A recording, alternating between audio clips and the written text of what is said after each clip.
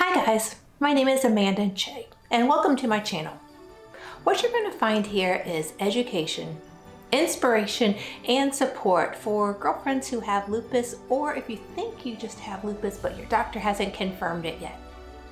Now, think less B cells, methotrexate type of things, and more boundaries, how to set them for the loved ones who just don't understand what's going on, or maybe how to be mindful in your everyday life and how that affects your SLE.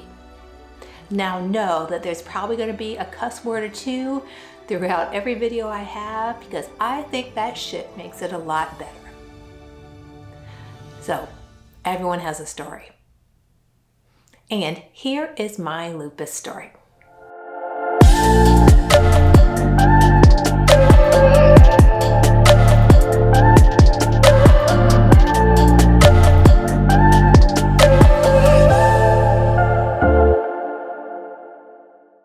Growing up in Ohio as a child, I was pretty much normal, right? I was very, very active, played a lot of sports, but I had a lot of sicknesses. So strep throat and scarlet fever seemed to be a good friend of mine. In 9th grade, I got mono. And when I had mono, I seemed to be pretty sick. I remember feeling like I had a juvenile arthritis and my joints hurt a lot. I remember them aching. And I even remember my skin on my hands, it felt like it was just all coming off at one time. So fast forward to when I was adult living in Tampa, I started to have a lot of knee pain when I was in CrossFit. As I was like 35 or so, I thought that that was just from the crazy ass exercises I did, which is probably true, but that knee pain didn't leave me. And when I moved to Raleigh in 2012, I continued to have more pain as I was teaching more and more group fit and boot camp classes. I remember crying at night when I would sit on the couch and my hips and my knees and my ankles were just throbbing.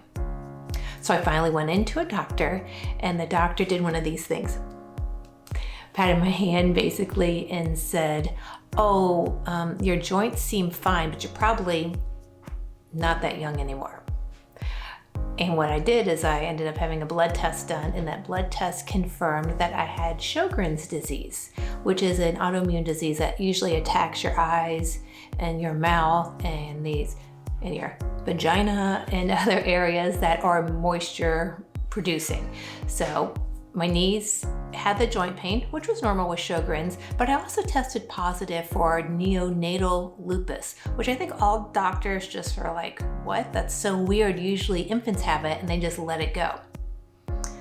But pain went on. It got worse. I continued to have mouth sores. My white blood cell was always really low. My calcium was low. My vitamin D was low.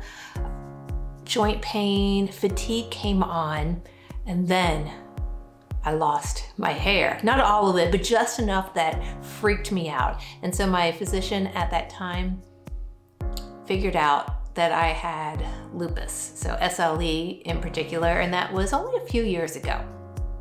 But when I can look back now, I could see that there were triggers that brought on this whole SLE diagnosis, and they began 22 years ago, which conveniently is the exact age of my 22-year-old daughter, who also has lupus. You see, when I was pregnant with her, I was so sick. I had hyperemesis, which is just a fancy word for extreme vomiting.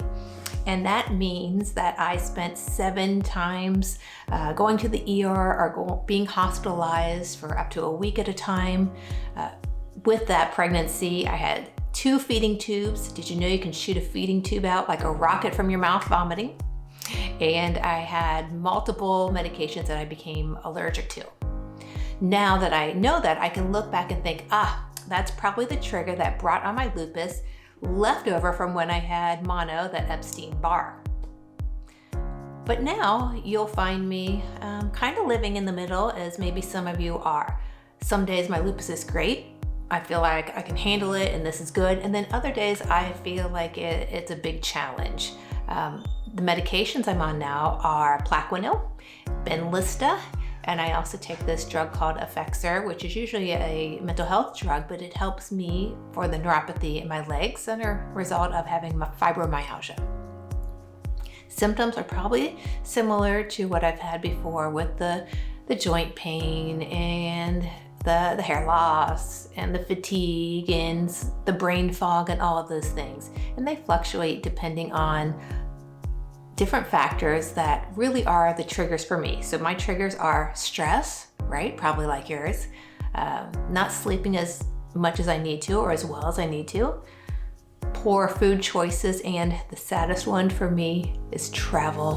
What I love so much, but often travel does put me into a flare, and that is quite sad, but I'm taking steps to make that better. So what I also do on a consistent basis is I try to deepen my own awareness of myself, because that really helps me understand who I am as a person and how I respond.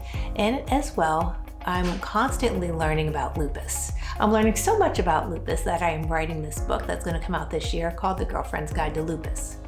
There was so much I didn't know, and so much I maybe might not have wanted to know.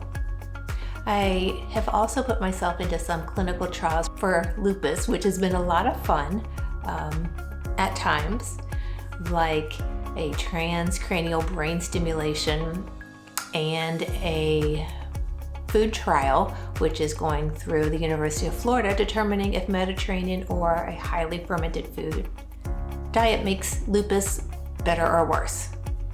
I'm an active participant, and I think there's so much to learn, and I'm happy to do that as we continue to move on here.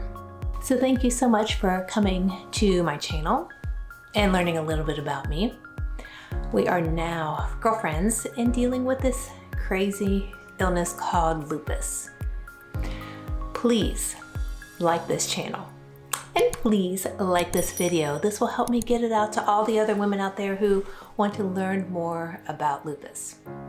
And then finally, if you can comment below, let me know, what is the first symptom that you began to experience when you first had lupus? Or if you think that you have lupus, let me know. I would love to hear. Okay, goodbye my friends. Thank you.